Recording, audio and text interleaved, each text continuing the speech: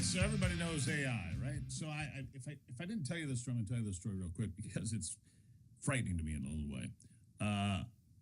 Last week, Ivy sends me a radio commercial, right, for a client that we have, and she sends it to me, and I listen to it, and I'm like, I didn't write that commercial, and I didn't voice that commercial, but it was me, 100%. She had taken a sample of my voice, created this AI radio commercial that I didn't write and didn't voice, and it was 100% me. How frightening is that, anyhow? Joining me now is Chris McKenzie, former Senior Communications Director at Chamber of Progress, was the Communications Director to Congresswoman Kendra Horn and Terry Sewell, and he says for college graduates, AI could be detrimental for a job search. Well, the way I look at it, Chris, I could be put out of a job. They don't even need me anymore. They've got a voice sample, they throw in a script, and boom, I exist virtually, and I don't even matter anymore. I'm sorry, but that's a little unsettling to me. Good morning. Good morning. Good to be back with you, Steve. All right, so AI, a lot of good things are possible, but then there's also other concerns. You have concerns for how it's going to negatively impact college graduates. Please explain. Sure, it's not just college graduates, but those are the folks who are seeing the economic situation deteriorate for first. What we've seen in recent months is a spike in unemployment among recent college grads, up to 5.8%, which is actually unusually high, especially compared with the rest of the workforce, which is seeing much lower unemployment rates. There's not a lot of certainty right now that that is related to AI, but there are some early warning signs that AI's impact could be related to that rise in unemployment. All right, so here's the deal, though. Throughout American history and world history, advancements in technology have always resulted in people losing their jobs. Always. The cotton gin, here's an easy example. People lose jobs. The horseless carriage, the automobile, people lose jobs. One industry goes to the next industry, right? Why wouldn't that apply here? Why wouldn't AI create new possibilities and new opportunities? Sure, we don't have lamplighters anymore, right? And we can all agree that Correct. That's fine. Yeah. There's a difference with AI and some of our past technological revolutions, and one is in the pace of change, right? The Industrial Revolution took a full century to take hold and make transformations in our workforce, but we're looking at some pretty massive workforce changes over the next 5 years.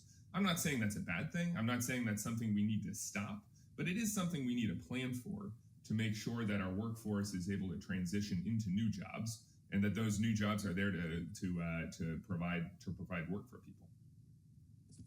I think that's fair.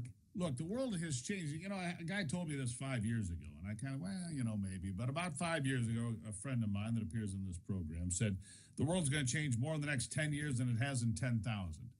And now that I'm hearing and seeing myself, that is absolutely spot on me, and it's not me. I mean, I think he's right. And it comes to self-driving cars. It comes to, look, I'll take it to the military aspect where Ukraine can attack with drones and destroy entire fleets of military aircraft in the blink of an eye. The monitoring of us. I mean, whether it's on this machine that I'm on here or my phone down here, I mean, the world is different today, Chris, than it was just 5 years ago, isn't it? Yeah, I think as you're saying, we see the change in the economic data, right, which shows a deteriorating job situation for college grads. But we also have anecdotal evidence that AI is already impacting our workforce. And I'll give you just a couple examples. Meta recently announced that it's going to work to make all of its ads through AI on its platforms and provide users with a tool for that rather than going through an ad agency. There are also a lot of companies right now that are taking what's called an AI first approach to hiring. They look at a potential job. They ask themselves, can that job be done by AI? If it can, they aren't going to hire someone for it. If it can, then they'll consider bringing someone on. That's a lot different than the situation, 2 or 3 years ago, even. So when I was a kid, we used to go to this place called Pinball Pete's. It was an arcade, whatever. And Pinball Pete's had this little French fry machine, right?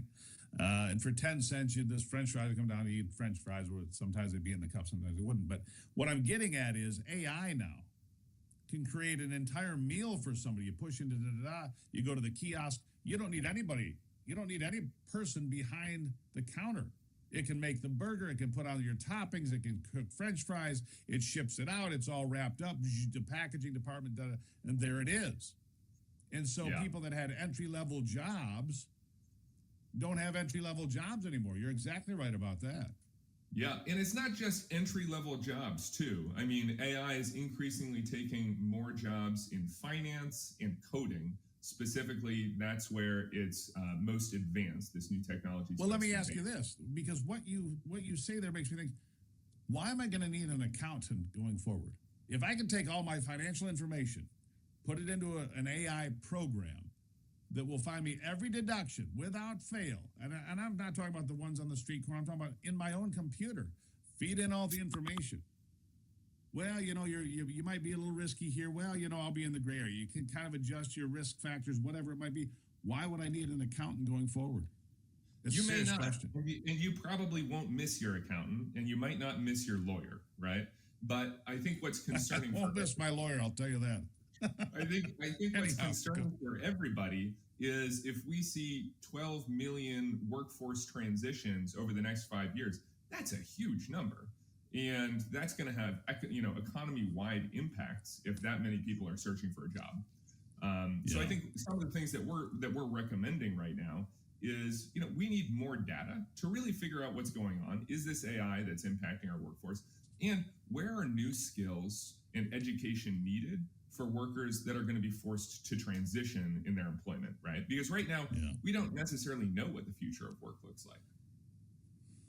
Well, we're going to keep watching it, Chris, because it keeps going faster and faster and faster. We are George Jetson collectively, all of us, every single day. Really appreciate you being here. You come back anytime because this is fascinating stuff to me and to people listening. It's like, wow, I never even thought about doing that. All right.